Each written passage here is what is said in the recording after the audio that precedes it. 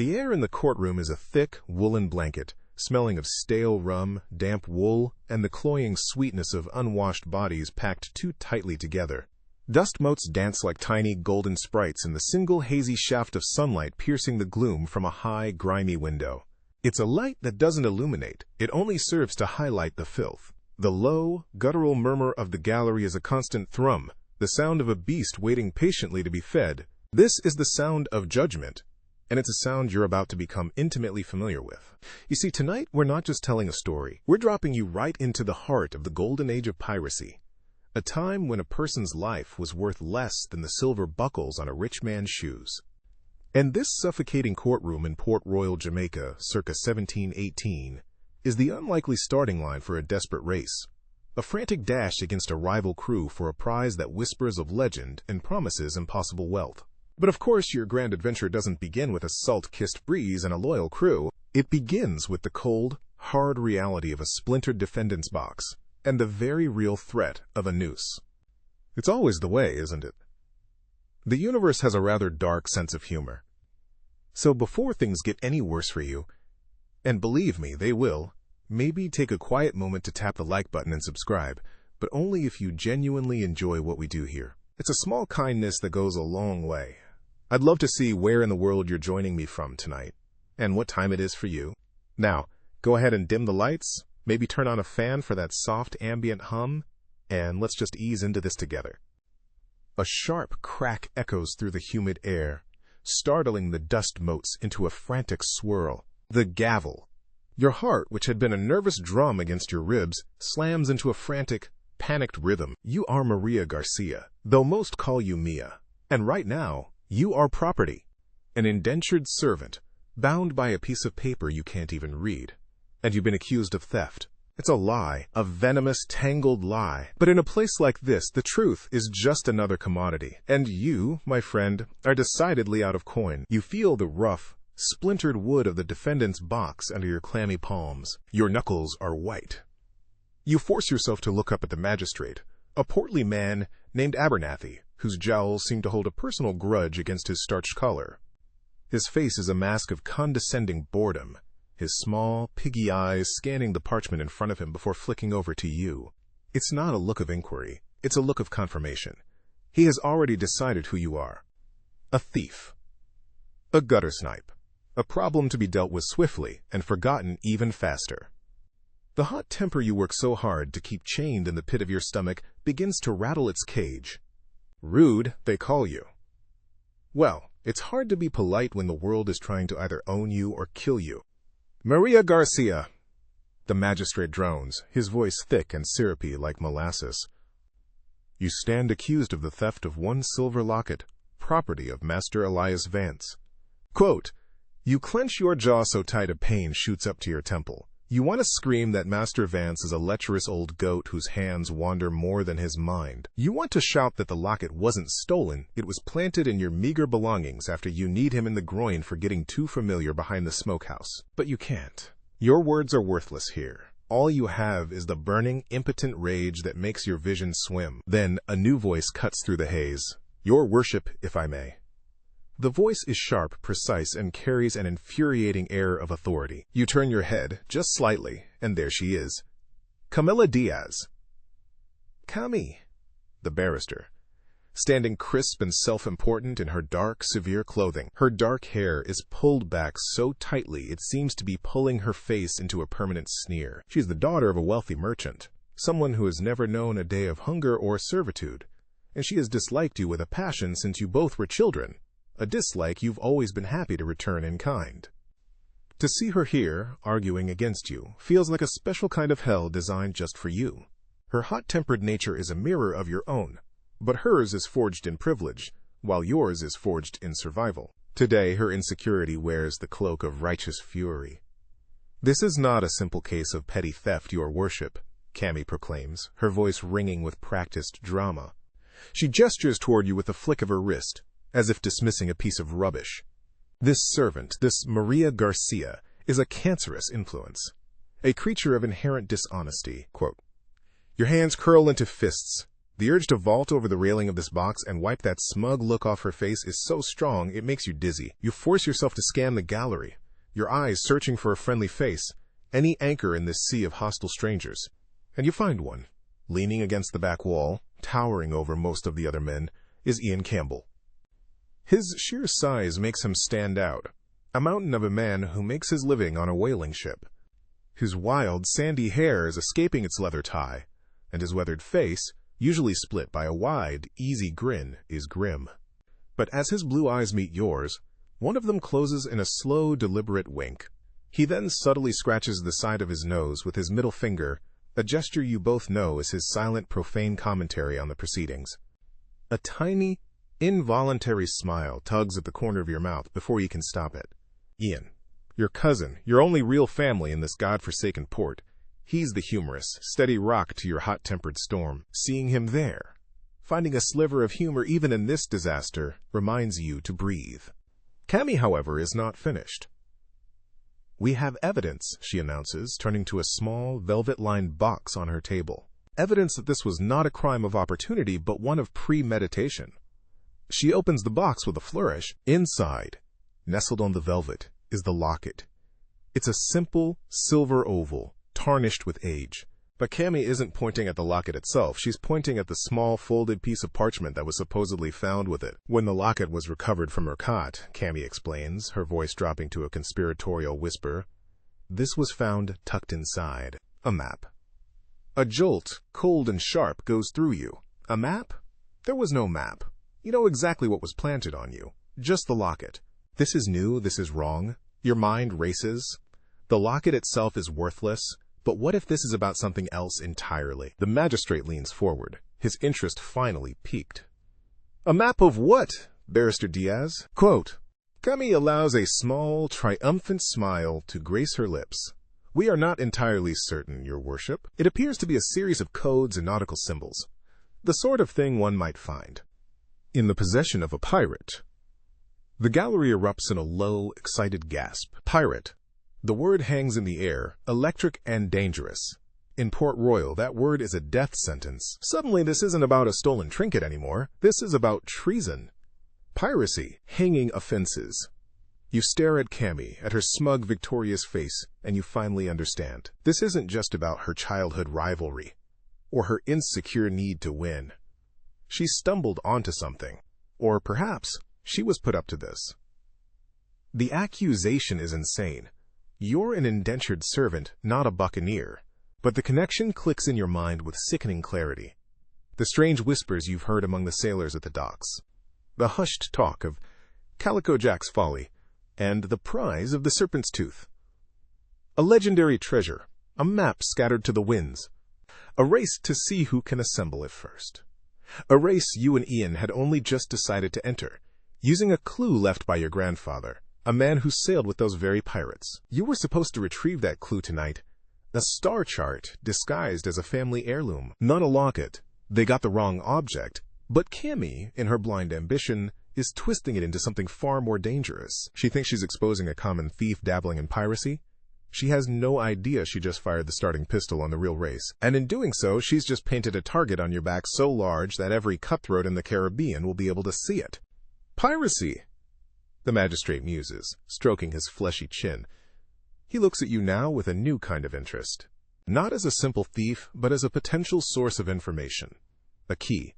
This is a most serious development. Quote, you look past him, past Cammy's triumphant glare, and meet Ian's eyes again. The humor is gone. His face is a stony mask of concern. He gives his head the slightest, almost imperceptible shake. Say nothing. You clamp your mouth shut, the rude, defiant retort dying on your tongue.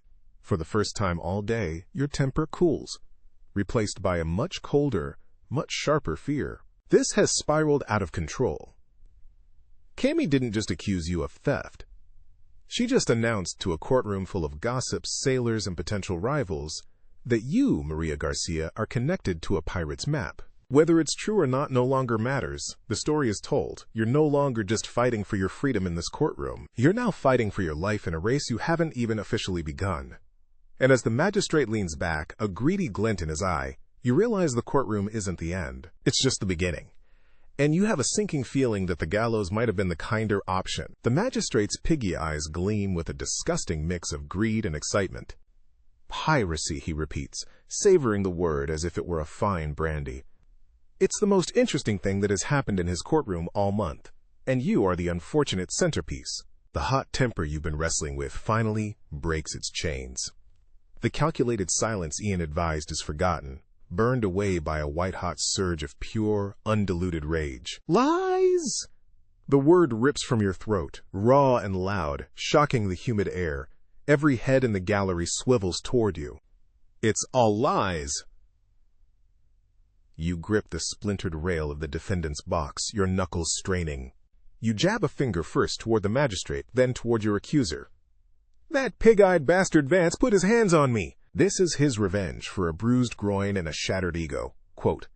A scandalized murmur ripples through the crowd. Magistrate Abernathy's face models, turning the color of spoiled ham. You aren't finished. Your wild gaze lands on Camilla Diaz, and the fury intensifies.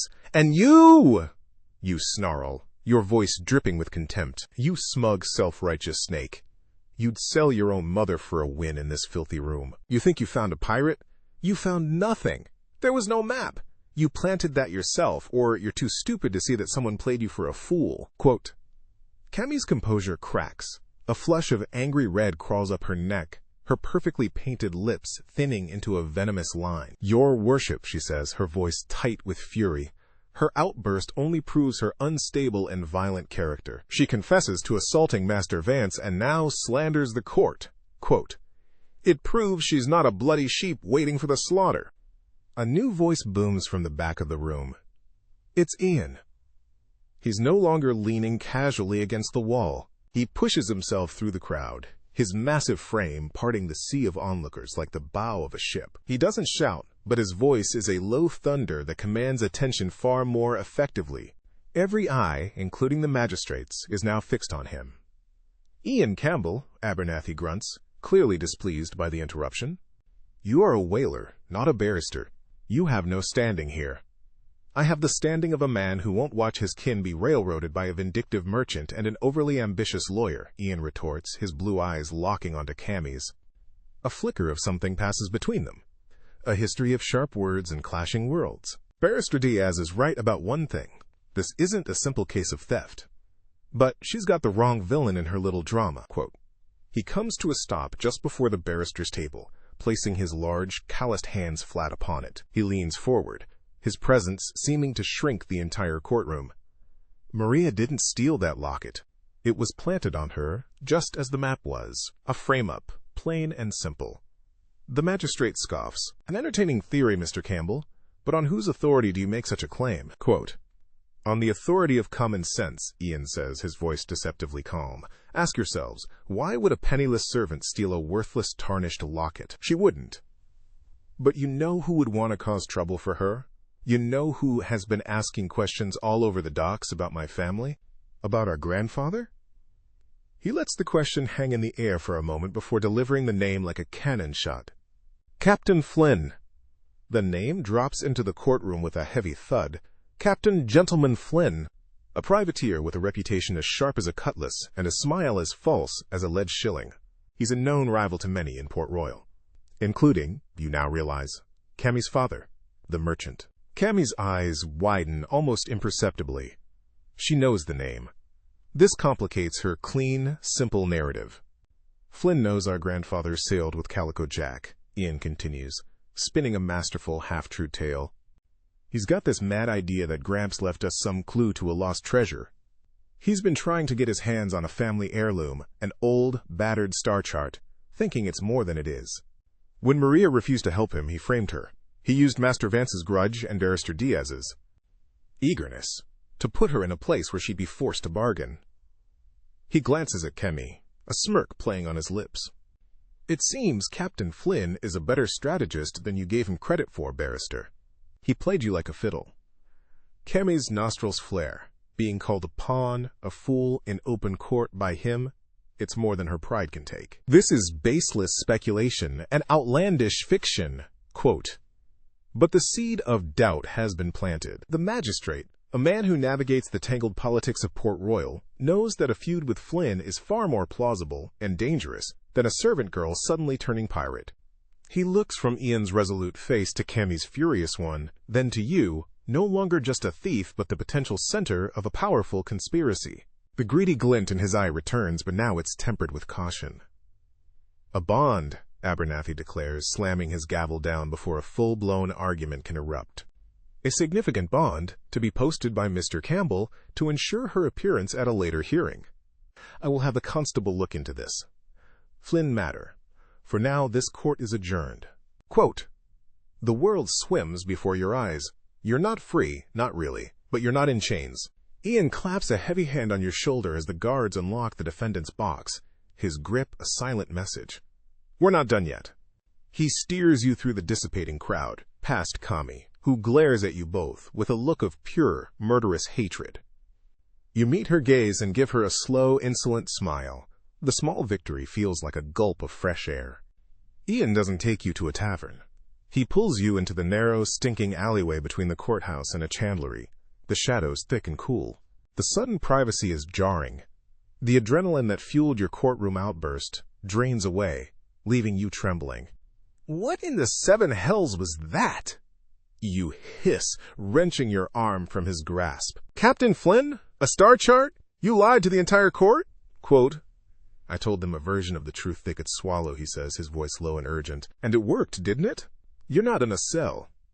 "I'm on a leash, Ian. A very expensive leash that you just paid for. What happens when they find out you were lying?" Quote, "They won't," he says, his expression deadly serious. "Because we're not going to be here when they come looking. Listen to me, Mia. Flynn is real. He is after the map. And he's not the only one. That stunt Cammy pulled? She didn't just put you on trial for theft. She announced to every rogue in Port Royal that you're connected to Calico Jack's folly. She lit a beacon over your head. The cold fear from before returns, sharper this time. He's right. Cammy, in her bid to ruin you, has made you infamous. Flynn's crew tried to get to you through a frame-up," Ian continues, his eyes scanning the mouth of the alley. "They wanted the clue you were supposed to pick up tonight. The real one. The star chart from our grandfather." Quote, "It all clicks into place. The race you'd only just whispered about starting has already begun, and your opponents are playing for keeps. So what now?" You ask, the fight draining out of you, replaced by a weary dread. "We run?" Quote, "We do better than run," he says, a dangerous spark in his eye. "We win. This is the deal, Mia. No more talk, no more maybes. We do this, you and me. We get that star chart tonight before Flynn realizes his plan failed. We use my ship, my crew, the ones I can trust anyway. We follow the clues. We find the prize of the serpent's tooth, and we get it first." Quote, he leans in closer, his voice dropping to a conspiratorial whisper. "Think of it. Enough gold to buy your indenture 100 times over. Enough to disappear, to live a life where no one ever owns you again. And," he adds, a wicked grin spreading across his face, "we get to make absolute, complete fools out of Captain Flynn and Camilla Diaz. We beat the ruthless pirate and the righteous barrister at their own game. We take the prize right out from under their noses." Quote, "It's a mad proposal, a suicidal gamble based on a dead man's legend and a sliver of hope. You're an indentured servant, not a treasure hunter. Your world is one of servitude and survival, not nautical charts and pirate gold. But what is your alternative? Waiting for Magistrate Abernathy's investigation to find you guilty anyway? Waiting for Captain Flynn to try something more direct than a frame-up? Waiting for Cammy to find another, better way to destroy you? Freedom. The word echoes in your mind. Not just freedom from your indenture, but freedom from this whole rotten life. A chance to finally be the one holding the cards. And the thought of wiping the smug, triumphant look off Cammy Diaz's face for good, it's a powerful motivator. You look at your cousin, at the steady resolve in his sea-blue eyes. He's family. He's the only one who has ever stood for you. He's offering you the only thing you've ever truly wanted, a choice. You take a deep breath, the foul alley air filling your lungs. It tastes like risk, like danger. It tastes like a beginning. "All right, Ian," you say, your voice firm, the hot temper now forged into a cool, sharp point. "You've got a deal. Let's go get our map." The words hang in the alley, a promise as sharp and dangerous as a shard of glass. There's no time to waste debating the madness of it all. The madness is here, breathing down your neck. You nod once, a sharp, decisive movement, and Ian doesn't need any more encouragement. He grabs your arm, not with the heavy-handedness of a guard, but with an urgency that pulls you along in his wake. "Stay close," he mutters, peering out of the alleyway before pulling you out into the teeming street. Grandfather's chart is with Old Man Hemlock, the bookbinder on Fletcher's Lane. He's held it for us since Gramps passed. The world outside the alley is a chaotic symphony of noise and smell. The cobblestones are slick with filth, and the air is thick with the scent of tar, fish, and cheap perfume. Every shadow seems to hold a threat. Every sideways glance feels like an accusation. You pull the hood of your worn cloak further over your face, trying to shrink into yourself, to become invisible. It's a fool's errand. After your outburst in court, you feel as though every eye in Port Royal is searching for the hot-tempered servant girl who dared to defy a magistrate. Hemlock's shop is a cramped, musty space wedged between a raucous tavern and a cooperage. The smell of aging paper and leather glue is a welcome respite from the street. An ancient, stooped man with spectacles perched on the end of his nose looks up from a massive leather-bound tome as you enter. His eyes, magnified by the thick lenses, flick from Ian to you. "Campbell," he rasps, his voice like dry leaves skittering across pavement. "Caused quite a stir, I hear. The whole courthouse is buzzing." "No time, Hemlock," Ian says, pressing a few coins into the old man's hand. "We need it." Quote, the old man needs no further explanation. He shuffles to the back of the shop and returns a moment later with a long, slender tube of ornately carved mahogany. It looks like a fancy case for a spyglass. He hands it to you, his papery fingers brushing yours. "Your grandfather was a good man," he whispers, his gaze lingering on you. "And a clever one. Be careful who you trust with his secrets." You clutch the tube to your chest. It's heavier than you expected, solid and real. This is it, the first piece of the puzzle. The first step on a path you can't turn back from. "Thank you," you murmur, the words feeling inadequate. "Now for a ship," Ian says, hustling you back out into the fading daylight. "My whaler's too big, too slow, and every man in the Port Authority knows the Sea Lion. We need something small, fast, and anonymous." He leads you not to the main docks, teeming with naval officers and Flynn's potential spies, but to a series of smaller, shabbier piers known as the Boneyard. Here, forgotten fishing boats and small sloops for hire bob in the greasy water. Ian haggles with a one-eyed man named Silas, a wiry fellow with skin like tanned leather and a suspicious twitch. The negotiation is a fast, brutal affair of low-muttered words and flashing silver, most of what Ian got for posting your bond. In the end, a deal is struck. Your vessel is a sloop named the Sea Serpent, a coincidence that sends a shiver down your spine. She's not much to look at.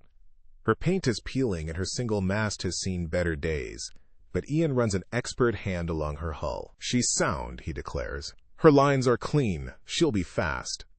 As night drapes its dark cloak over Port Royal, you slip your moorings. There is no triumphant departure. Just the quiet lap of water against the hull and the soft creak of rope as Ian works the rigging with practiced efficiency.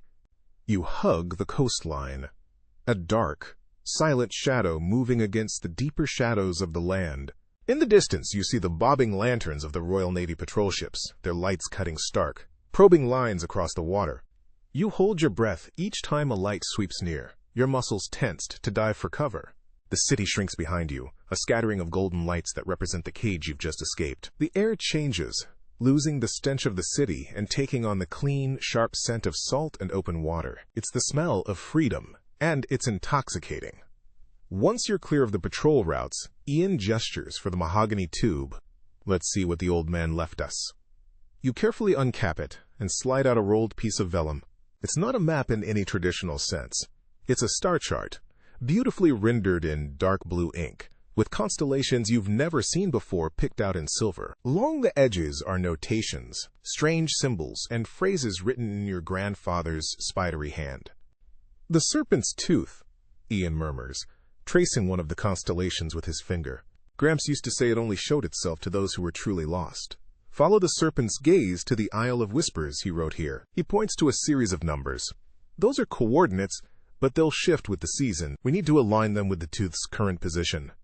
He works for an hour with his own compass and sextant, his face a mask of concentration under the moonlight. You keep watch, your eyes scanning the vast, empty expanse of the Caribbean Sea. It's beautiful and terrifying in equal measure.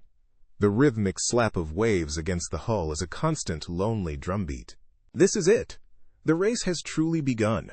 You are no longer Maria Garcia, indentured servant. You are a fugitive, a treasure hunter, chasing a dead man's ghost across the sea. There, Ian says finally, a grim satisfaction in his voice. He points southeast, that's our heading, towards the shoals of Isla Perdida, a nasty stretch of water. We'll need to be careful. Just as he says it, you see it, a flicker of light on the horizon, where no light should be. It's not the steady glow of a naval lantern. It's smaller, moving fast. Ian, you say, your voice tight. He sees it too. He raises his spyglass, his body going still. He's silent for a long time, the only sound the creak of the mast. Damn her, he finally breathes, lowering the glass. Damn her ambition. Who, you ask, though a cold knot of dread is already forming in your stomach. Camila Diaz, he says, his voice flat. That's no merchant vessel. It's a naval cutter, fast as hell. Her father must have pulled every string he owns to charter it. She's not waiting for the courts, Mia. She's racing us. The sight of that distant ship, a relentless predator on your tail, changes everything. This is no longer a clandestine escape. It's an open pursuit. Cammy, with her wealth and connections, has turned her legal vendetta into a physical chase. The fury you felt in the courtroom returns, but it's different now, cold and sharp. She wants to beat you, to prove you are nothing. You'll show her. The next 2 days are a blur of salt spray, aching muscles, and constant, gnawing tension. Ian teaches you how to handle the ropes, how to read the wind. And you learn fast, your anger fueling a desperate need to be useful, to be a partner in this, not just cargo. The sea serpent is nimble, and Ian pilots her with a whaler's intuition, but the cutter behind you is relentless. It's always there, a dark sliver on the horizon, a constant reminder that you are being hunted. On the third morning, a new threat appears. A smudge of white sails to the north that quickly resolves into the unmistakable silhouette of a British man-o'-war. Far larger and more powerful than the patrol ships, it's a floating fortress, and it's heading on an intersecting course. They'll want to stop and question us, Ian says, his knuckles white on the tiller. A lone sloop in these waters? They'll assume we're smugglers at best, pirates at worst. We can't afford that delay. Cammy's cutter is flying the colors of a privateer under naval contract. They'll let her pass without a second glance. So what do we do? You demand, your heart hammering against your ribs. We do something stupid, he says, a wild glint in his eye. He points towards a break in the churning water ahead. The Serpent Spine. A line of reefs just below the surface. The Navy won't risk their deep draft hull following us in there. But a sloop this size, if we're careful, we just might make it through.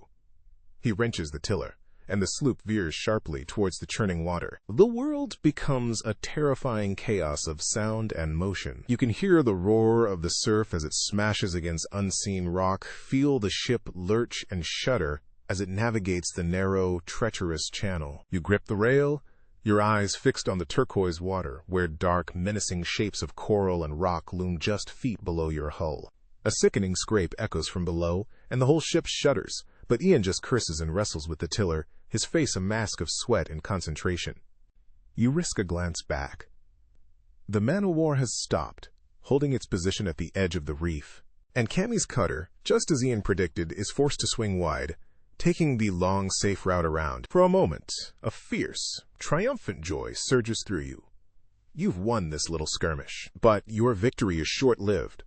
As you clear the reefs and enter open water again, the sky begins to darken with an unnatural speed. The wind, which had been your ally, turns into a shrieking demon, whipping the tops off the waves and sending sheets of stinging spray across the deck. A storm. Not a squall, but a full-blown tropical tempest that is boiled up out of nowhere. Hold on! Ian bellows over the howl of the wind, his voice nearly lost in the roar. The sea rises up to meet you. A series of mountainous gray walls that lift the tiny sloop up to the sky before dropping it sickeningly into the trough. Rain comes down in a solid, blinding sheet, and the world disappears into a maelstrom of wind and water. You lose all sense of direction, all sight of the sun or the horizon. You lose sight of Cammy's ship. There is only the storm, a living, breathing monster intent on swallowing you whole. You and Ian fight for hours, a desperate, silent battle against the elements. You bailing the rising water in the cockpit with a bucket, he lashed to the tiller, fighting to keep the sea serpent's nose pointed into the wind.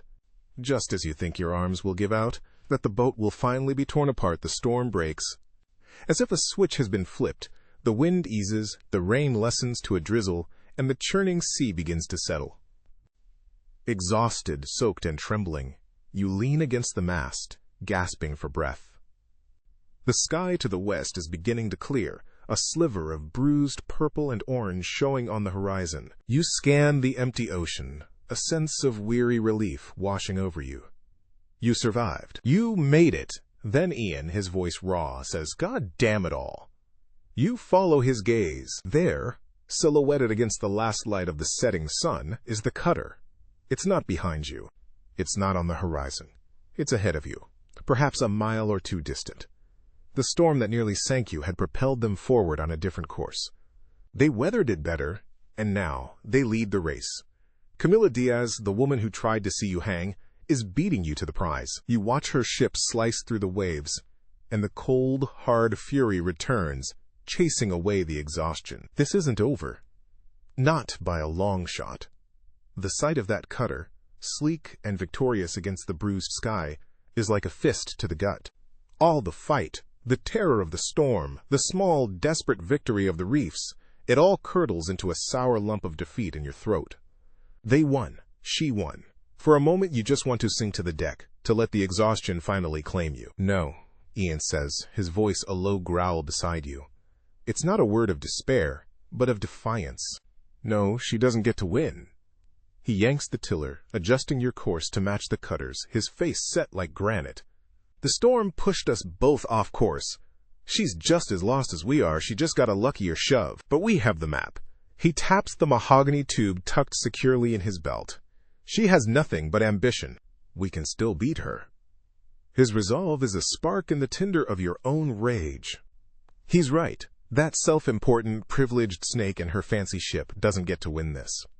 Not after what she did. The exhaustion recedes, burned away by the familiar, welcome heat of your temper. "Then let's go," you snap, your voice raw. "Let's beat her." The race is on again, but now it's a grim, silent pursuit. You push the battered sea serpent for all she's worth, the single sail straining against the wind. Hours pass. The sun climbs, burning off the last of the storm clouds and turning the sea into a glittering sheet of blinding blue. Ahead, the cutter is a constant, mocking presence. You're closing the distance, but it's agonizingly slow. It is Ian who sees it first. "There," he breathes, pointing. At first, you see nothing but the haze where the sky meets the sea. Then, as you squint, a shape begins to resolve itself. A dark smudge on the horizon, a deeper blue against the pale blue of the sky. An island. But it's wrong, somehow. It seems to float, its edges blurred and indistinct, wrapped in a thick, persistent blanket of white mist that the tropical sun cannot seem to burn away. The closer you get, the more unsettling it becomes. Jagged black rocks, like broken teeth, jut out from its shores, and behind them, a wall of impossibly ancient-looking trees climb over one another, their shapes twisted and gnarled. This is Isla Perdida, the Isle of Whispers. A sense of profound unease snakes its way down your spine, cold and heavy. The island doesn't feel real. It feels like a place that has been sleeping for 1,000 years and would not take kindly to being woken. "She's heading for the main beach," Ian observes, his voice tight. You can see the cutter clearly now, making for a wide, sandy cove on the southern shore. "We won't." The serpent's gaze. "We need to see the island the way the chart wants us to." He steers your sloop away from the obvious landing spot, guiding you along the island's treacherous western coast. Here, the cliffs are sheer, and the waves crash against the rocks with a hungry roar. He navigates a maze of half-submerged stones until he finds what he's looking for. A narrow inlet, almost completely hidden by a curtain of hanging vines and the thick mist. It's barely wide enough for the sloop. With painstaking care, he pulls you through the narrow channel into a hidden lagoon. The water here is still and black, the air thick and silent, The roar of the ocean is muffled, distant. All you can hear is the drip of water from the leaves and the frantic beat of your own heart. It's a perfect hiding place. You anchor the sloop, the splash of the small anchor sounding like a cannon shot in the oppressive quiet. "All right," Ian whispers, unrolling the star chart on the small deck. "The Serpent's Tooth constellation. Follow the serpent's gaze. It's not about the sky anymore. It's here." He looks up, scanning the towering rock formations that encircle the lagoon. And then he sees it. High above you, one of the cliffs has been weathered by time and wind into the unmistakable shape of a gigantic serpent's head, its stone mouth agape. "There," you breathe, pointing. Ian nods, a slow smile spreading across his face. "Its gaze," he says. "We follow its gaze." The climb out of the lagoon is treacherous, a scramble up slick, moss-covered rocks. Once on solid ground, the jungle closes in around you. The air is heavy, humid, and smells of damp earth and decay. Banyan trees, as old as time itself, droop heavy limbs to the ground, creating a tangled, labyrinthine world of shadow and strange green light. Every snap of a twig, every rustle in the undergrowth, makes you jump. You feel watched, not just by whatever creatures lurk in the shadows, but by the island itself. You move as quickly and quietly as you can, keeping the stone serpent's head in sight over the canopy whenever you can. You're a mess of contradictions, your skin clammy with fear, your blood hot with the thrill of the chase. You push past a curtain of thick vines and stumble into a clearing. Your breath catches in your throat. Before you are ruins. A small, crumbling pyramid, its stone swallowed by the jungle. Intricate carvings cover every surface. Spirals, suns, and coiling serpents that mirror the one in the sky and on the cliffs. It's ancient, older than Port Royal, older than the pirates who named these waters. Your grandfather's clue has led you to a place forgotten by time. "This is it?" Ian murmurs, his usual humor replaced by a sense of awe. "This has to be it." Quote, you approach the pyramid, running a hand over the cool, carved stone. There's a symbol near the base, a coiled serpent eating its own tail. The same one etched on the mahogany tube that held the chart. This is a lock, and the star chart is the key.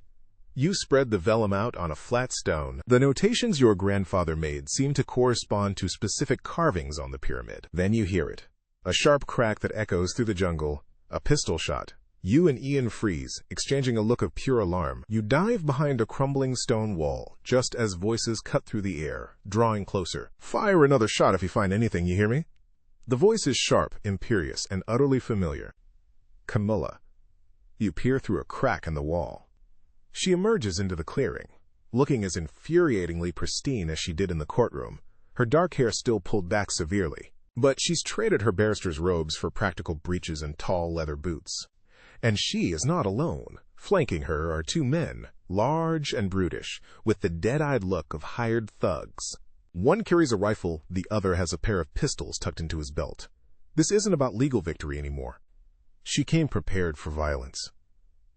"Spread out," Cammy commands, her voice tight with frustration. "It has to be here somewhere. Search every stone." Your heart hammers in your chest. They're here. They're going to tear the place apart. They don't have the key, but they have numbers and weapons. Time is running out.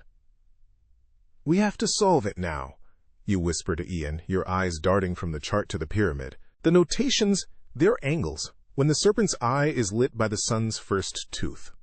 Ian looks at the sun, now high in the sky. "We missed it! Sunrise! We have to recreate the light." He pulls a small, polished silver flask from his coat. "It's not perfect, but it might work." Cammy's men are getting closer, their heavy boots crunching on fallen leaves. One of them is running his hands over the very section of the pyramid you need to access. You have to draw them away. Without a second thought, your rage and desperation giving you an idea, you scoop up a fist-sized rock. "What are you doing?" Ian hisses. "Creating a diversion," you whisper back. You take aim and hurl the rock deep into the jungle on the far side of the clearing. It crashes through the branches with a satisfying amount of noise. "What was that?" One of the thugs growls, spinning around, rifle raised. "Probably just a wild pig," Cammy snaps, impatient. "Ignore it, keep searching." But the other guard is more cautious. "I'll go check, just in case." He tramps off in the direction of the noise, disappearing into the trees. It's the opening you need. "Now, Ian!" He scrambles to the base of the pyramid. While Cammy and her remaining guard have their backs turned, he finds a small circular carving, the serpent's eye. He holds up his flask, angling it to catch a sunbeam and reflect a focused point of light directly onto the carving. For a second, nothing happens.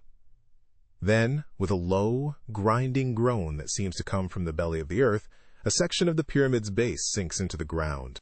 It reveals a dark, narrow opening, a black maw leading down into the earth. The sound is unmistakable.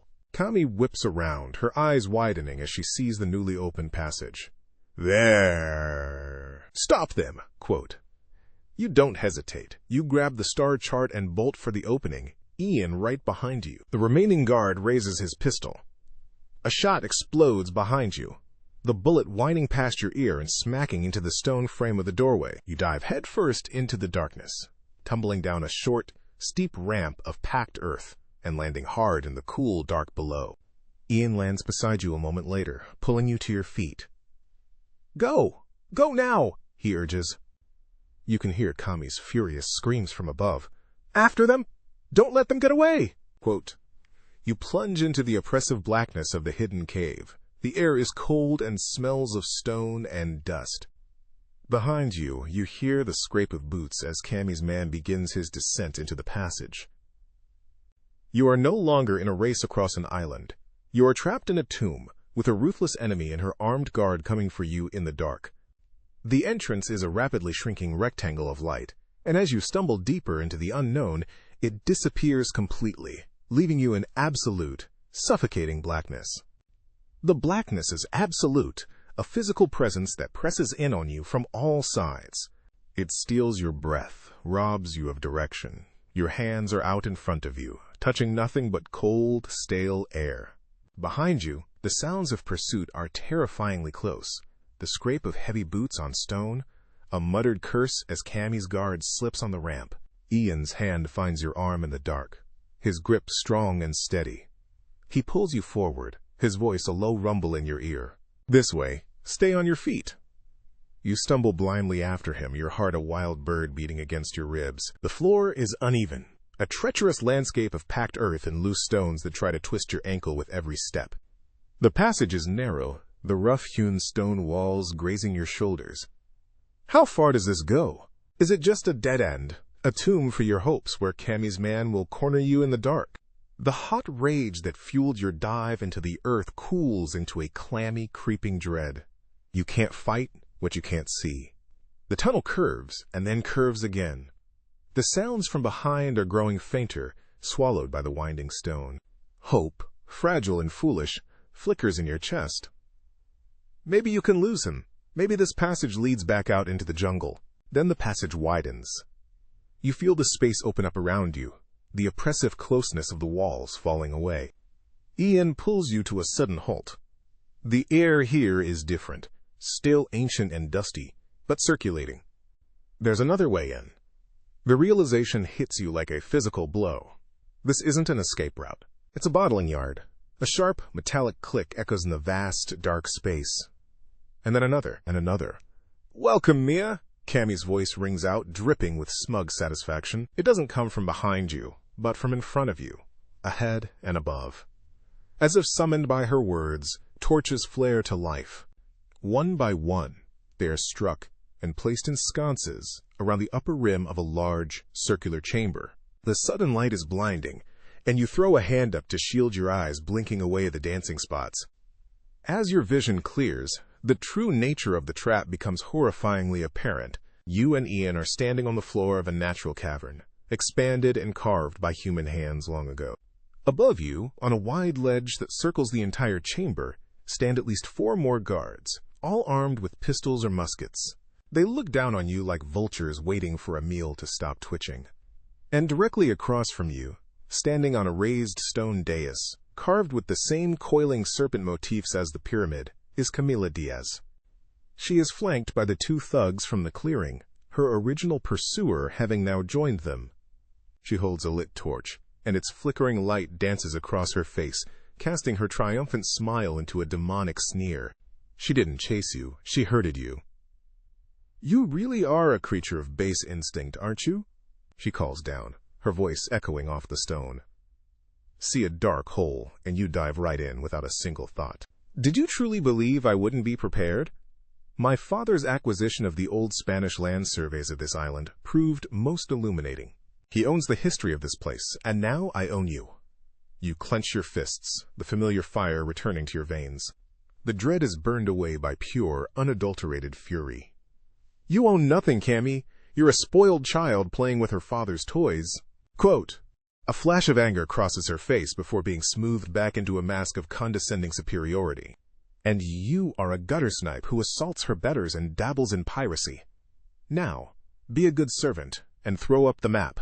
Perhaps I'll even ask the magistrate to be lenient. A life of servitude in the sugar fields is better than a noose, I imagine. Quote, go to hell, you snarl. She doesn't know the way, Ian adds, his voice deceptively casual. He hasn't moved, but you can feel the tension coiled in his massive frame. He is a predator assessing the cage, looking for the weak point in the bars. She'd get lost halfway there.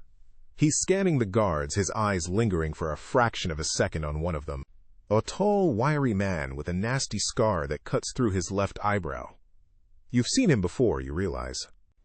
In the seediest taverns of Port Royal, a mercenary who hires his blade to the highest bidder. He looks bored, his gaze flat and unimpressed by Kami's dramatic pronouncements.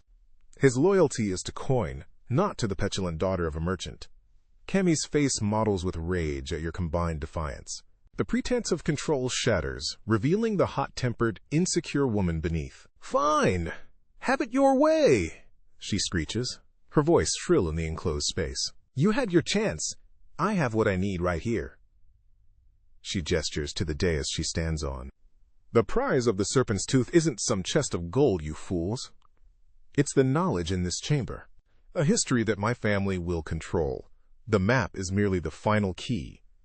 Her eyes are fever bright, her ambition laid bare. Seize them! Take the chart from their corpses if you have to. Quote, the order, so blatant and bloodthirsty, hangs in the air. The guards on the ledge begin to descend a set of crudely carved stairs. They are professionals, but you see a flicker of hesitation, of distaste in a few of them. Being asked to capture fugitives is one thing. Being ordered to murder in cold blood by a shrieking barrister is another. This is the moment. Ian acts first. With a roar, he heaves a heavy stone brazier filled with sand, sending it crashing to the ground in front of the advancing guards. It doesn't hurt anyone, but it's a startling, violent act that breaks their momentum. At the same instant, the mercenary with the scar, the one Ian had noticed, makes his move. It's a work of art, a beautiful piece of calculated treachery.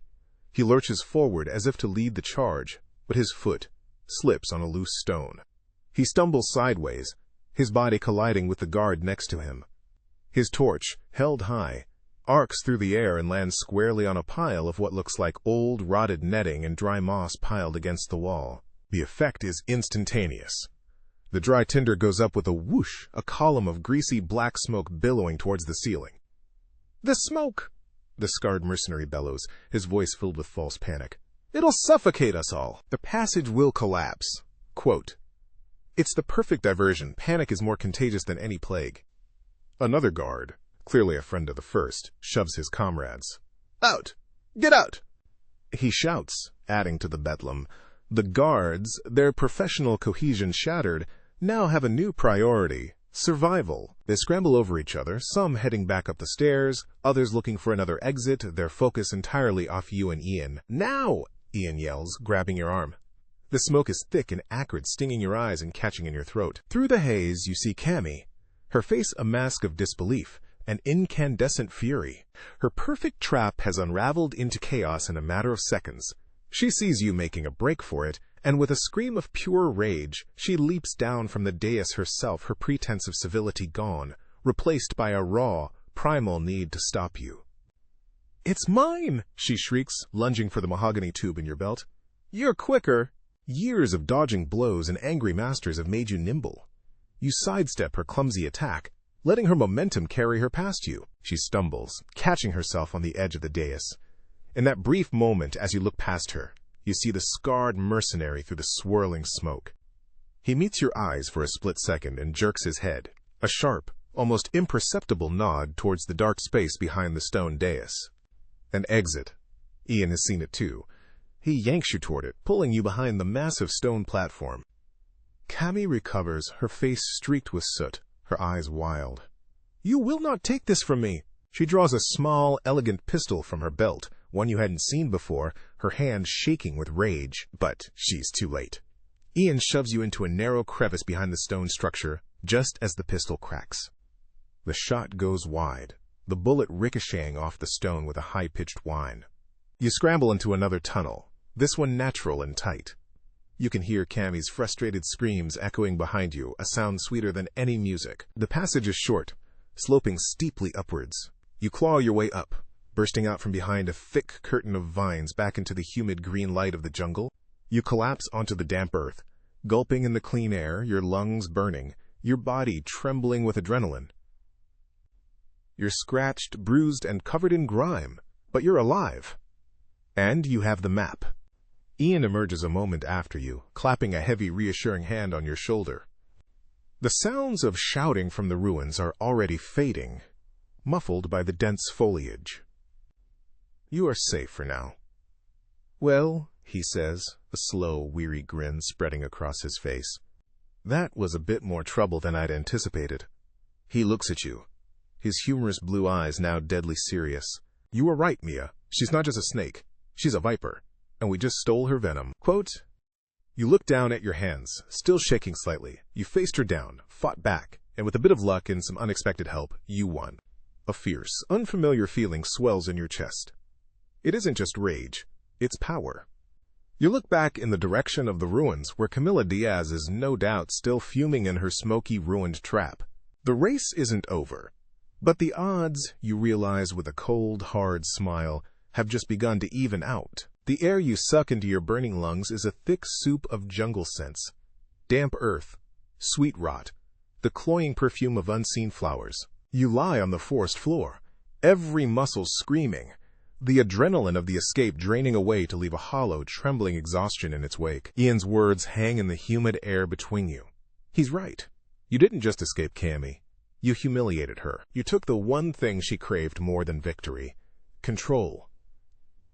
"That scarred man," you rasp, pushing yourself up on unsteady arms. "The one who started the fire. Who was he?" Ian glances back towards the direction of the ruins, his expression grim. "Someone who knows a bad investment when he sees one. Cammy buys loyalty with coin. There's always someone willing to pay more for a little chaos." He doesn't elaborate, but the implication is clear. He had a contingency plan. A sliver of your bond money, perhaps, placed on the right man in a tavern. It's a chilling reminder that in this world, everyone and everything has a price. "We can't stay here," he says, pulling you to your feet. "Her fury won't keep her trapped for long. We need to get back to the sloop." The journey back through the gnarled jungle is a paranoid scramble. Every rustle of a lizard in the undergrowth is the sound of one of Cammy's thugs. Every bird call is a signal.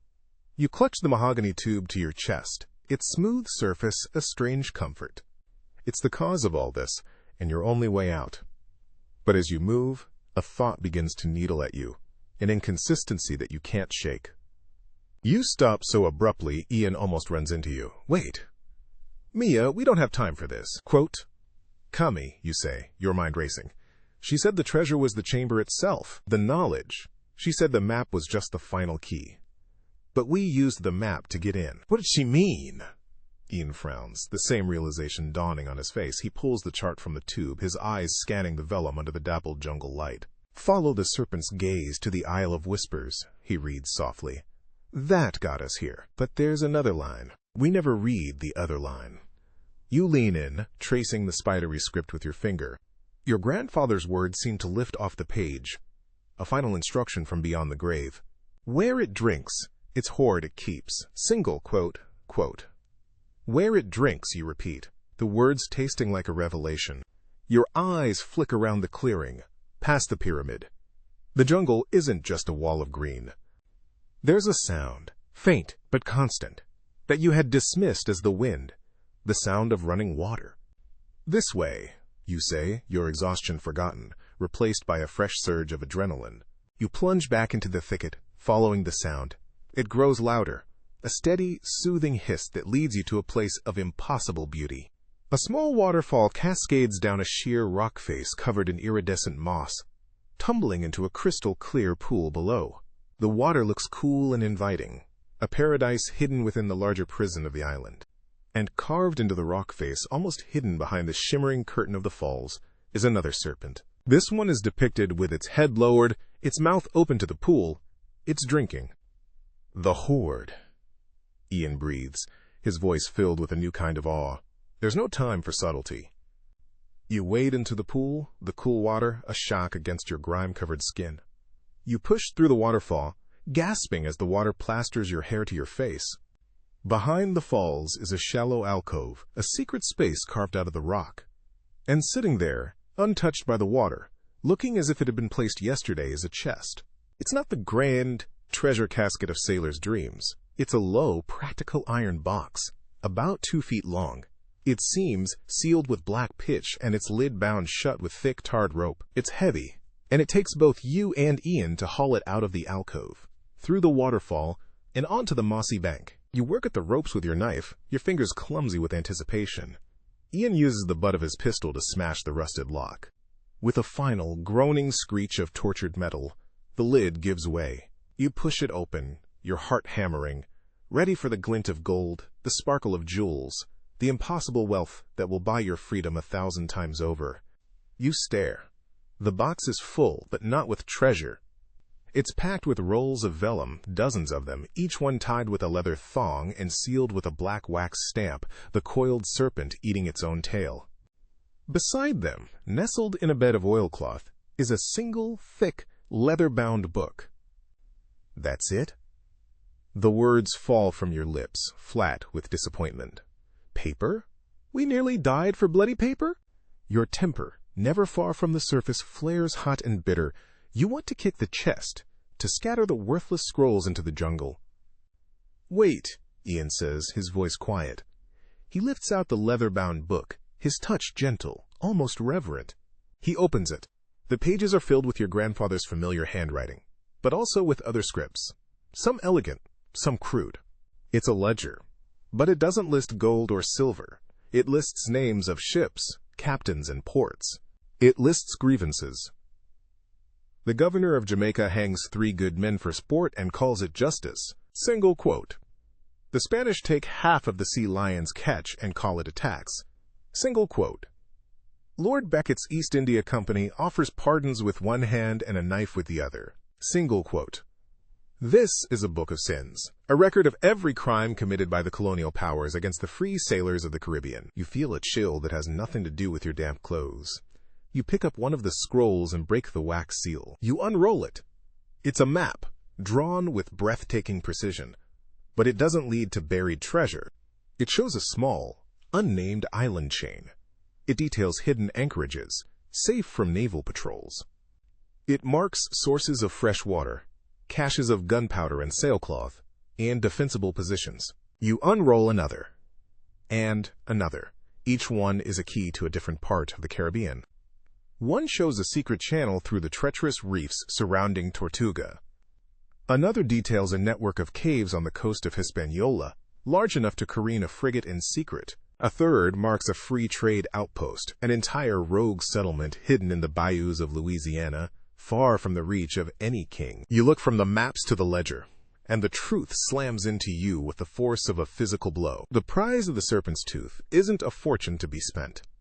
It's a network, a lifeline, a meticulously planned infrastructure for a secret war. Your grandfather, Calico Jack, and the others, they weren't just hoarding plunder. They were building a rebellion, an alliance of pirates, privateers, and smugglers, a new brethren of the coast, united not just by greed, but by a shared hatred for the empires that were slowly strangling the life from their world. This isn't about treasure, it's about revolution. My God, Ian whispers, looking at the same map you hold. It's real. All the old stories Gramps told, I thought he was just spinning yarns. Quote, you sink back on your heels, the scroll heavy in your hands. You came here seeking a prize that would free you, Maria Garcia, from a piece of paper that said you were property. You imagined gold, a new life, a quiet escape from the world. But the universe, with its dark sense of humor, has handed you something infinitely more valuable and infinitely more dangerous. This isn't about your freedom anymore. It's about the freedom of thousands. The men and women living in these hidden havens, the crews of the ships listed in this ledger, their lives depend on these maps staying secret. And now, you hold them. You have become the keeper of their secrets, the inheritor of their war. Cammy, Flynn, the governor of Jamaica, they aren't just your rivals in a race anymore. They are the enemy. The weight of it settles on your shoulders, heavier than any chest of gold. You are no longer just an indentured servant accused of theft. You are a threat to the entire colonial order. The thought is terrifying. And yet, underneath the fear, a new feeling begins to smolder. The hot temper that has defined your life, the rude defiance you've aimed at cruel masters and smug barristers, suddenly has a true target. It's no longer just about survival. It's about fighting back. You look at Ian, at the awe and fear mirrored in his eyes. You look down at the map in your hands, a blueprint for a different kind of world. The freedom you craved was a small, selfish thing. The freedom offered here, written in ink and sealed in wax, is a vast, terrifying, and glorious idea. And you are standing right at its heart. The jungle seems to hold its breath around you. The only sounds are the cascading water of the falls and the frantic thumping of your own heart against your ribs.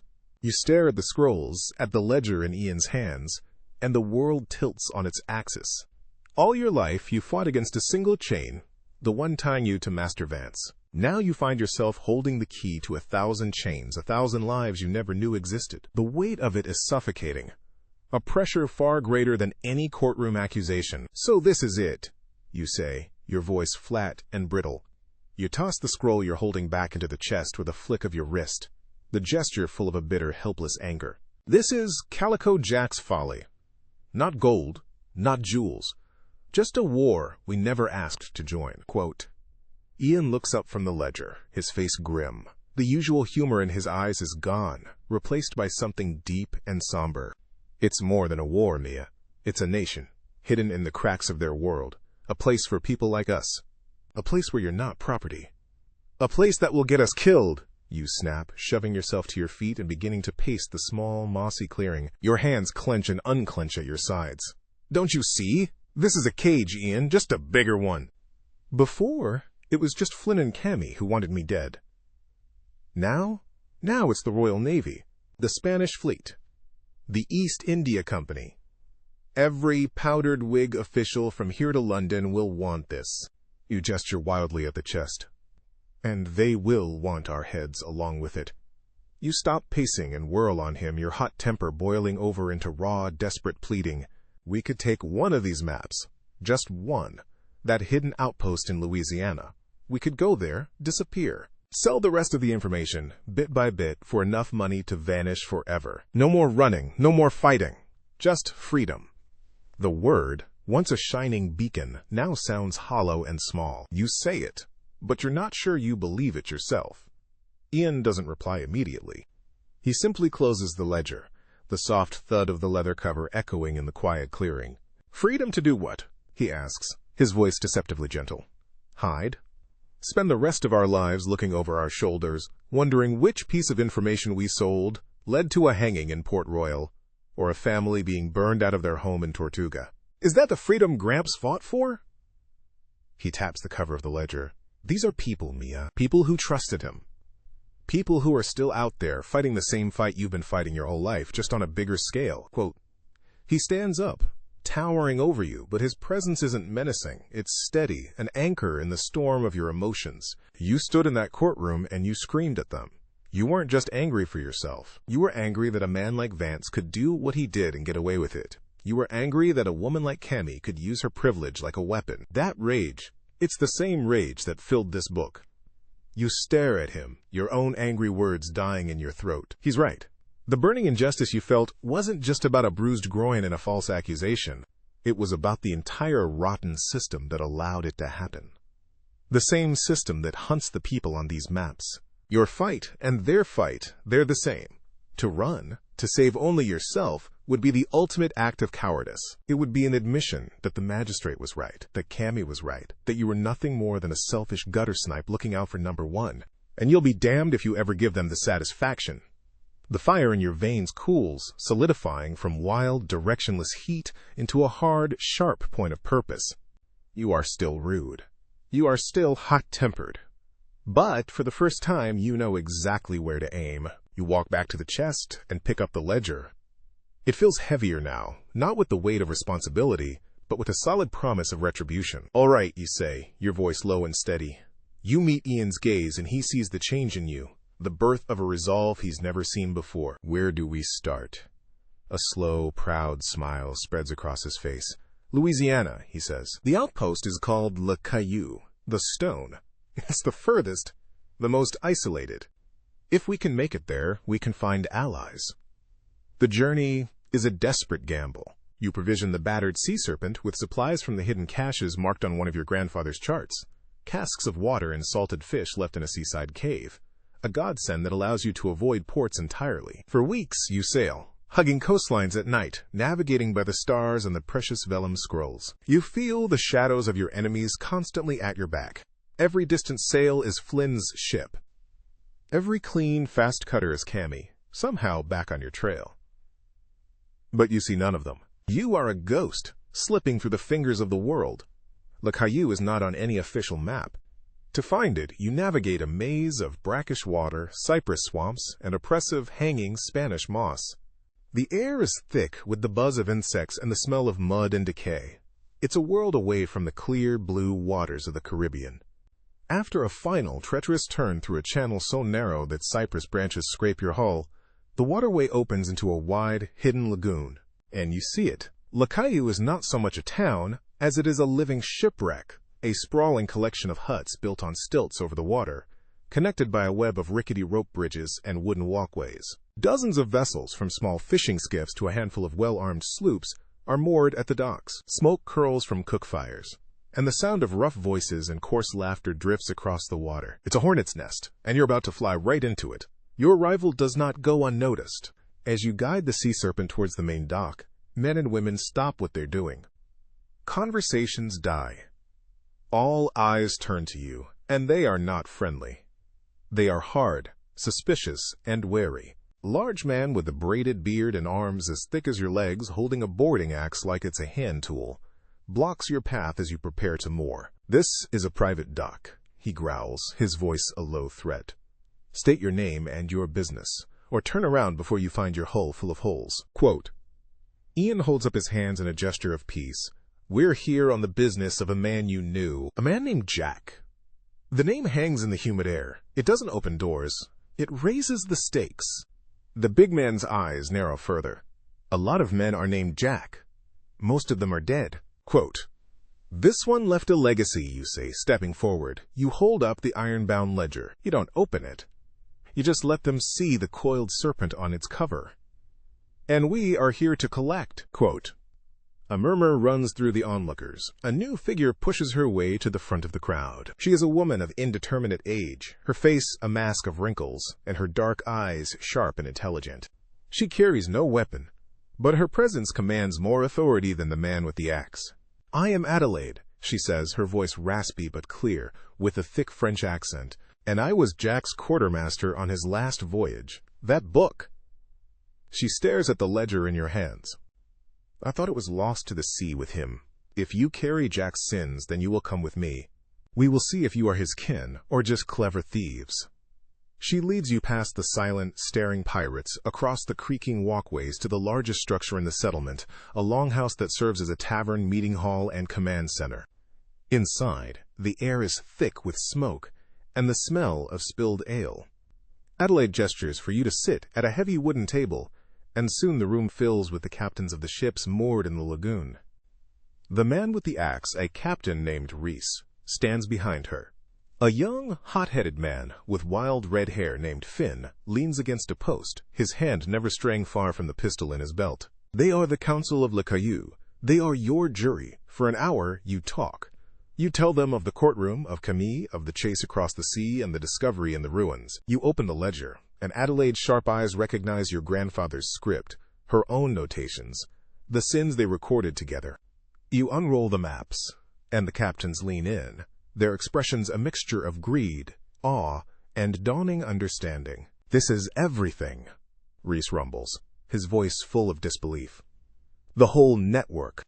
The Brethren's lifeblood." "And you brought it here?" Finn scoffs, pushing off the post.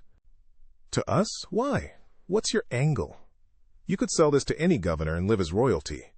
Quote, "The old suspicion is still there, a bitter undercurrent in the room. They see the prize, but they don't yet see the purpose. This is your moment. You stand up, putting your hands flat on the table, leaning forward so you can look each captain in the eye." "My angle?" You repeat, your voice low and hard, laced with the rude, defiant anger that is your truest self.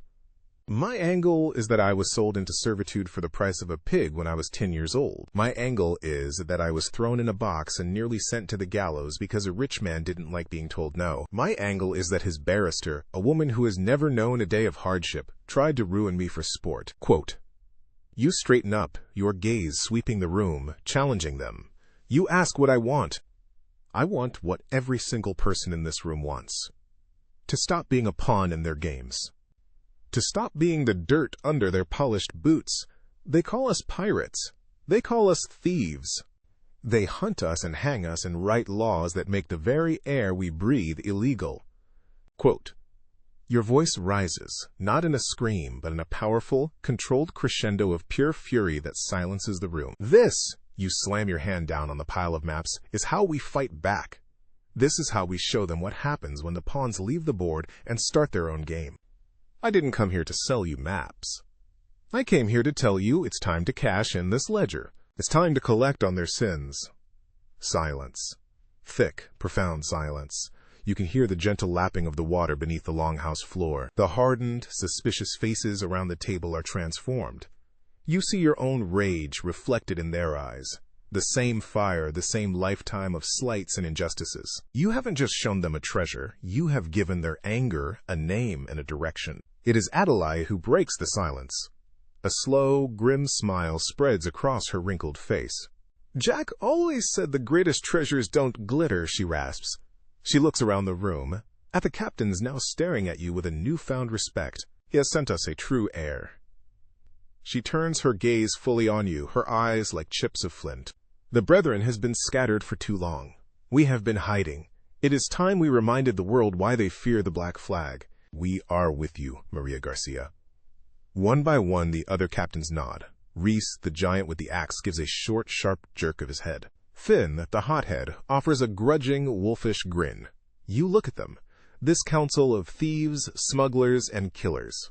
Your new allies. This isn't just an alliance, it's a declaration of war.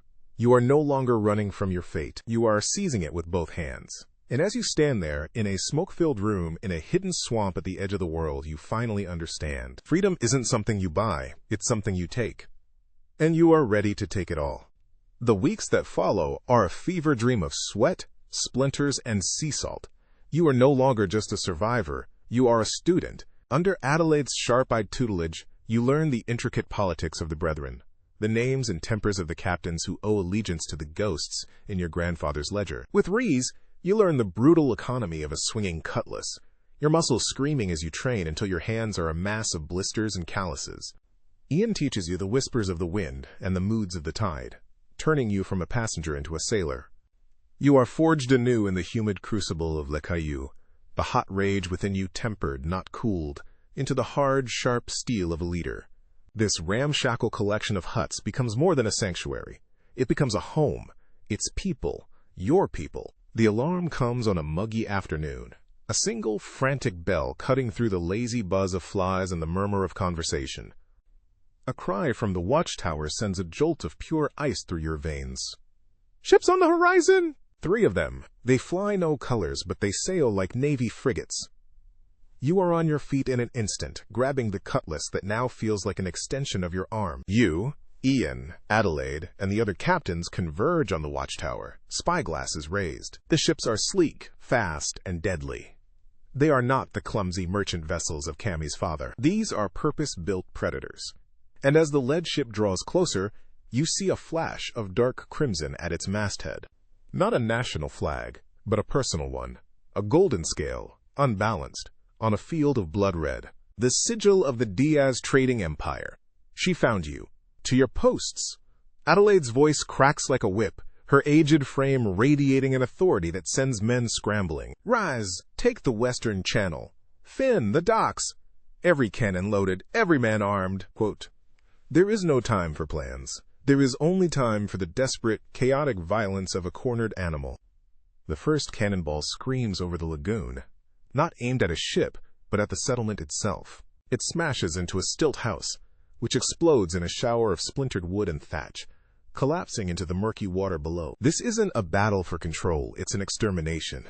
Cammy isn't here to negotiate. She's here to burn your world to the ground and take the ashes. You race towards the longhouse, Ian a solid, reassuring presence at your side. The ledger and the maps, you have to secure them. The air fills with the thunder of cannons, the splintering crack of wood, and the screams of the wounded. The walkways you trained on become a battlefield. Finn, his red hair a torch in the chaos, fights with the fury of a berserker, his laughter high and wild, as he trades pistol shots with soldiers trying to storm the docks. Reese's crew lets out a deafening roar as their sloop engages one of the frigates in the narrow channel, a suicidal dance of cannon fire and grappling hooks. A boarding party makes it ashore, not pirates, but uniformed mercenaries in the Diaz Crimson, their faces cold and professional. They move with disciplined precision, a stark contrast to the wild, individualistic fighting style of your people. They are a wave of oppression given form, and they are heading right for you. "Get the book, Mia," Ian bellows, shoving you towards the longhouse door as he draws his own massive pistol. "I'll hold them." You don't argue. You burst into the smoke-filled room and grab the iron chest, your heart hammering against your ribs. Just as your fingers close around it, the wall behind you erupts inwards. A cannonball has ripped through the building, and through the gaping hole, silhouetted against the fires and the gray sky, she stands on the deck of her flagship. Camila Diaz. She wears no barrister's robes, no practical breeches. She is clad in ornate, black-lacquered steel armor, a duelist's rapier at her hip. She looks like a dark queen, her face a mask of obsessive fury, her eyes burning with a hate so pure it's almost sublime. She has shed every last pretense of civilization.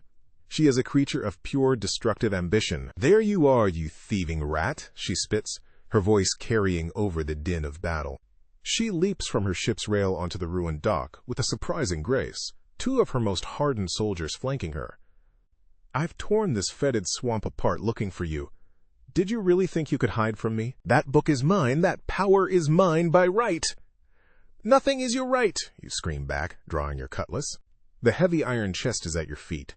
You have to earn it, and all you've ever done is take. Quote, "You meet in the heart of the chaos, on the main walkway with the battle raging around you." Her soldiers engage Ian, their disciplined swordplay forcing him onto the defensive. It leaves you and Cammy, a perfect, terrible circle in the eye of the storm.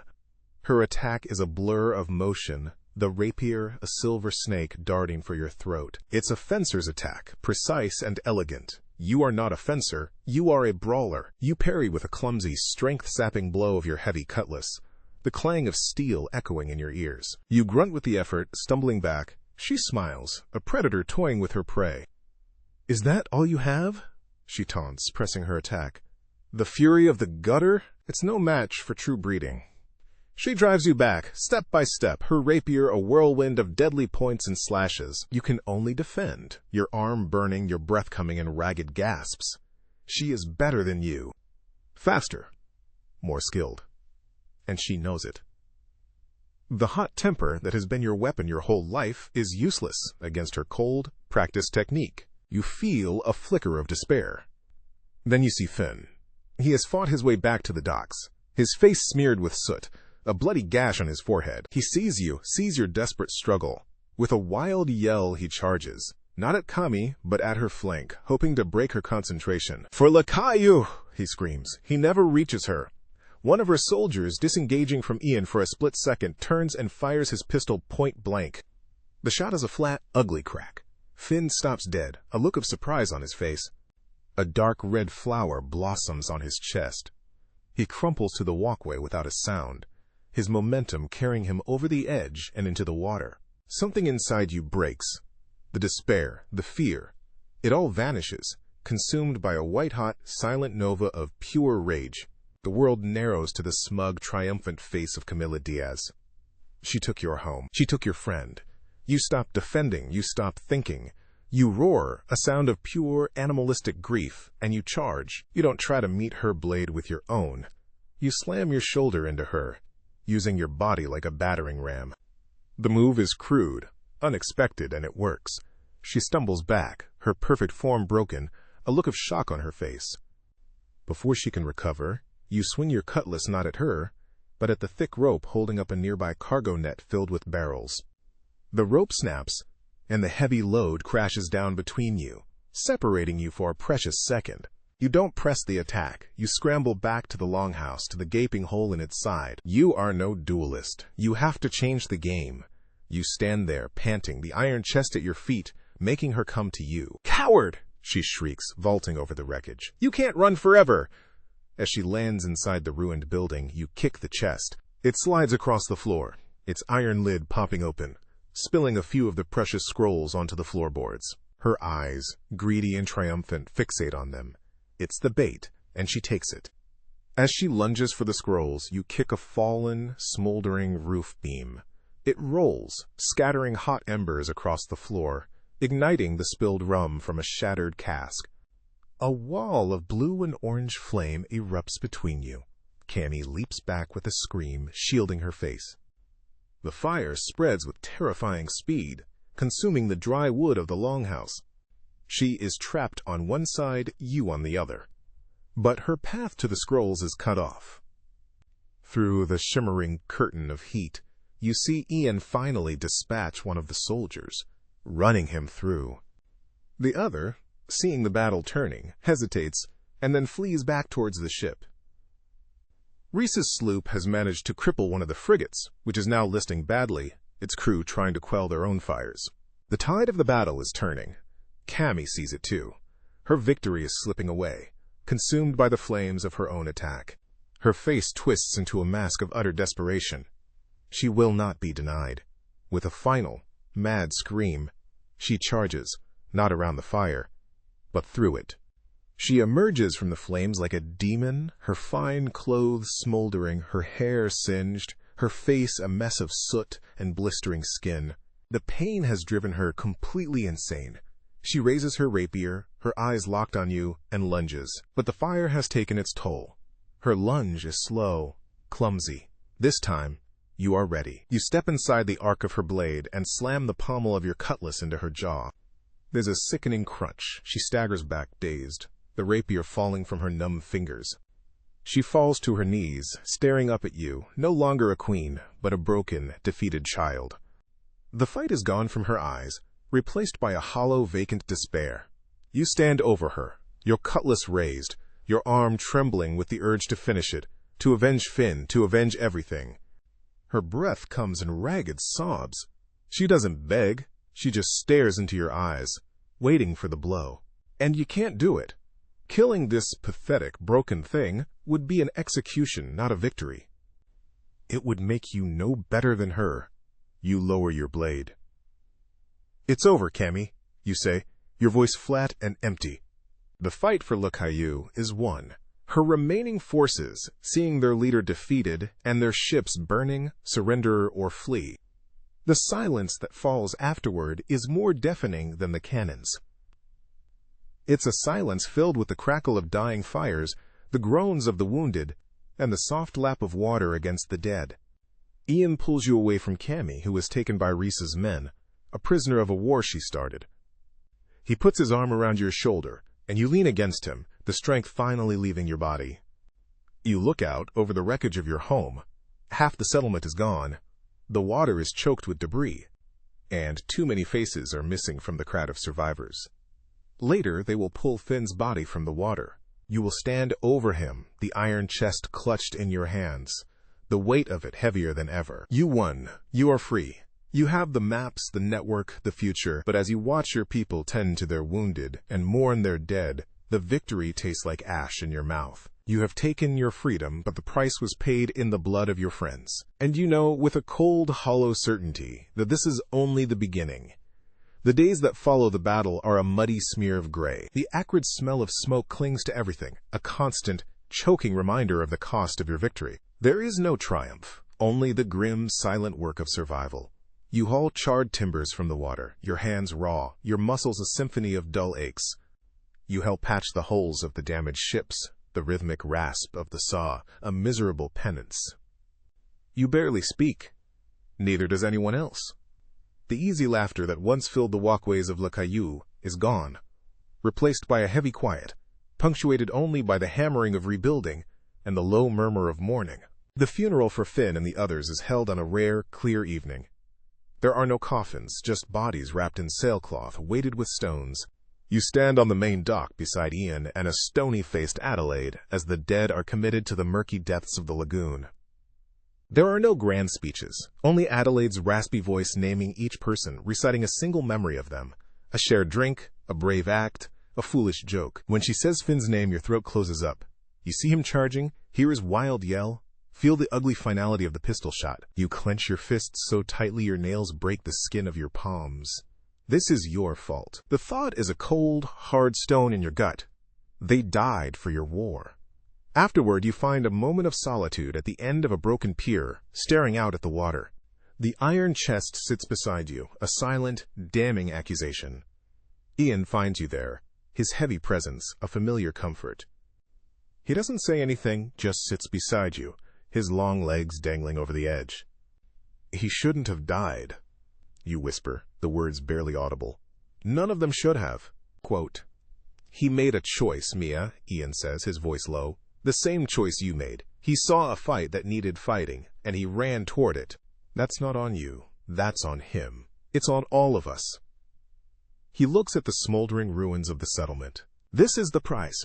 Adelaide knows it. Reese knows it. We just learned it the hard way." Quote, "You want to believe him, but the guilt is a stubborn stain. You were the one who brought the fight here. You were the one Cammy was after.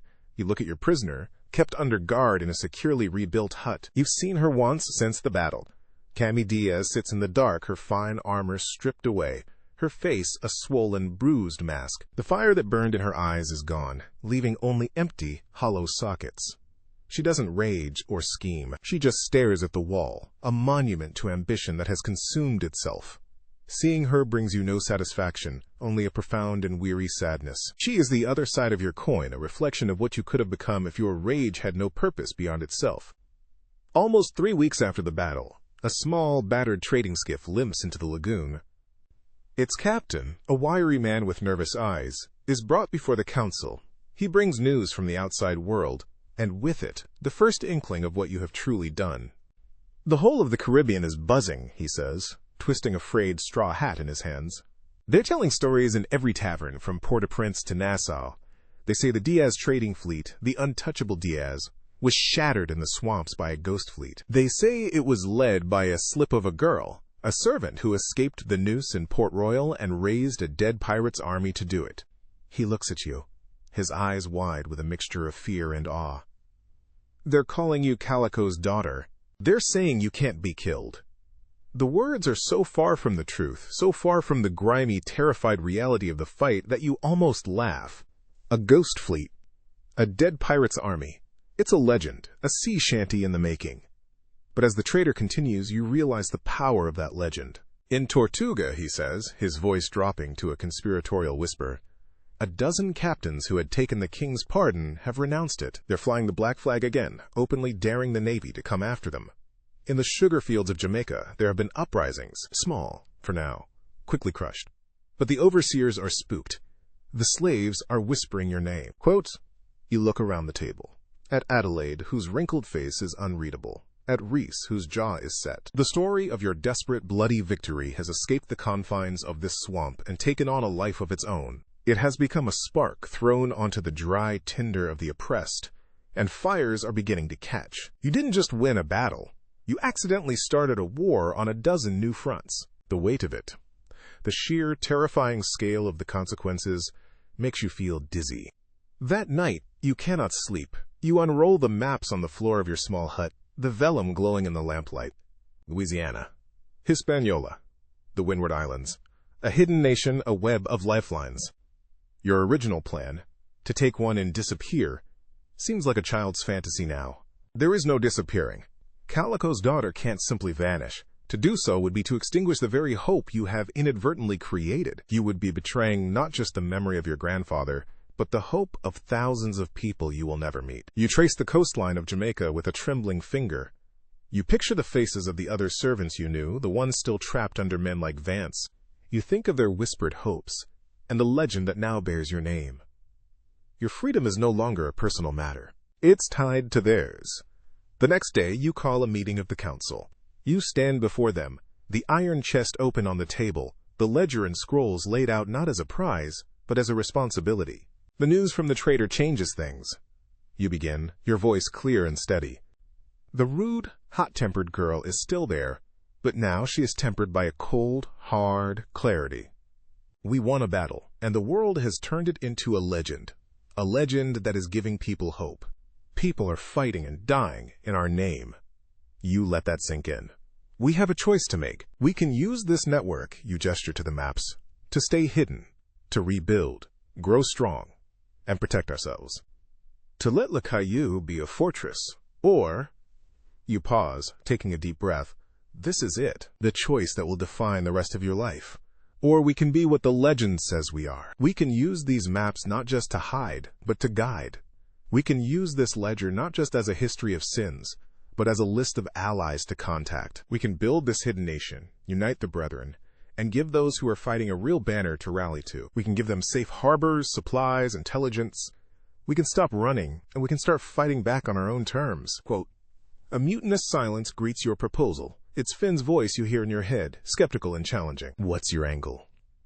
My angle, you say, answering the ghost, is that I am tired of being afraid. I'm tired of rich men in powdered wigs deciding who lives and who dies, who is free and who is property. I didn't ask for this fight. I didn't ask to be a symbol. But I will be damned if I let the people who look to that symbol for hope be crushed because we were too scared to help them. Quote, you pick up the ledger. This war started long before we were born. It's time we chose to finish it. Quote, you look at Adelaide. She watches you for a long moment, her dark eyes seeming to see straight into your soul. Then, a slow, deep smile creases her face, a genuine smile that reaches her eyes. Jack would be proud, she rasps. He always dreamed of the Great Alliance, but he could never find a cause strong enough to unite the captains. They were too selfish, too greedy. She looks at you, her voice full of a new, fierce pride. He never had you. One by one, the other captains voice their assent. The fear is still there. You can see it in their eyes. But it is now overshadowed by a glimmer of something else. Purpose. Your victory, your words, have given them a reason to fight for more than just their own survival. A new dawn breaks over Le Caillou. The air still smells of smoke, but now it mixes with the scent of fresh-cut cypress, as the settlement is rebuilt, not just as it was, but stronger, with new fortifications and a deeper harbor. Word is sent out via trusted channels, carrying your message, not a call to reckless rebellion, but an offer of sanctuary and support. And slowly, they begin to arrive. A sloop from Barbados, its crew a mix of escaped slaves and disgraced naval sailors. A pair of fishing boats from the coast of Florida, filled with families fleeing the Spanish. A grizzled old captain from Nassau, a man who sailed with Hornigold and Blackbeard, who comes not to pledge his sword, but to offer his counsel. They are drawn by the legend, but they stay because of you.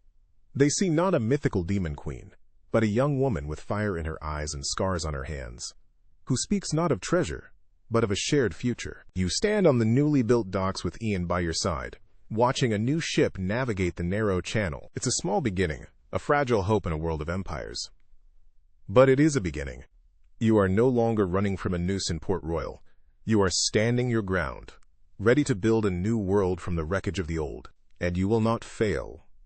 The rhythmic creaking of the boat has become the metronome of your life, a sound as familiar and constant as your own heartbeat. It's not the frantic groan of a ship fighting a storm, but a slow, contented sigh of timber settling in for the night.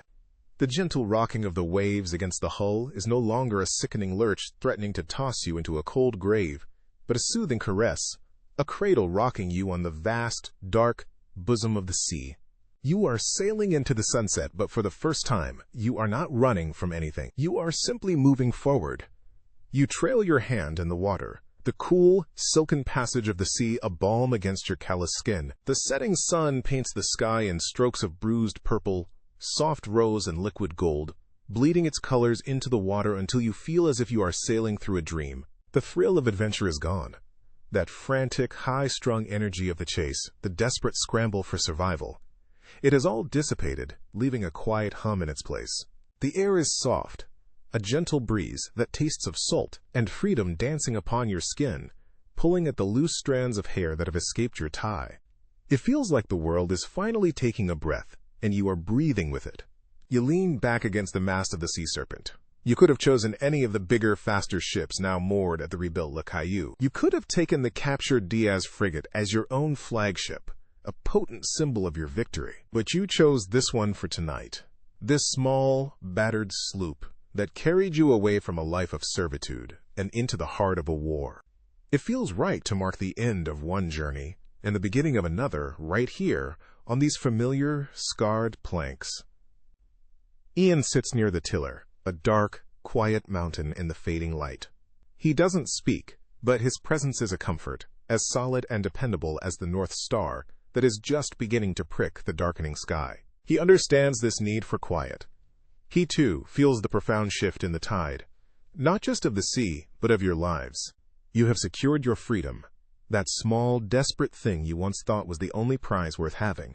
But in grasping it, you have ignited a spark of rebellion that is now a string of bonfires across the Caribbean, forever changing the landscape of this golden age of piracy and its inevitable aftermath. You close your eyes, and the memories come not as sharp, painful flashes, but as distant echoes. The suffocating air of the courtroom, the magistrate's bored, cruel face, the smug, infuriating glare of Camila Diaz. It all seems like a scene from someone else's life, a play you watched long ago. You remember the cold dread, the hot, impotent rage that was your only defense. It's still there, that fire, but it no longer burns you from the inside out. Now it is a controlled flame in a forge, a tool you have learned to wield. You think of the reefs off Isla Perdida, the terrifying roar of the water, the groan of the hull beneath you. At the time, it was the most frightening moment of your life.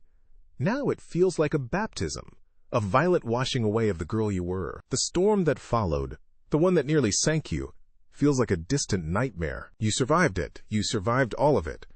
The world is still dangerous, you know that better than anyone. Flynn is still out there, his greed, surely piqued by the legends of quote, quote, quote, quote, quote, quote, quote, quote, quote. The empires of Europe will not let your burgeoning alliance grow without a fight. The seas are still filled with enemies, but somehow the world feels calmer, because you are calmer.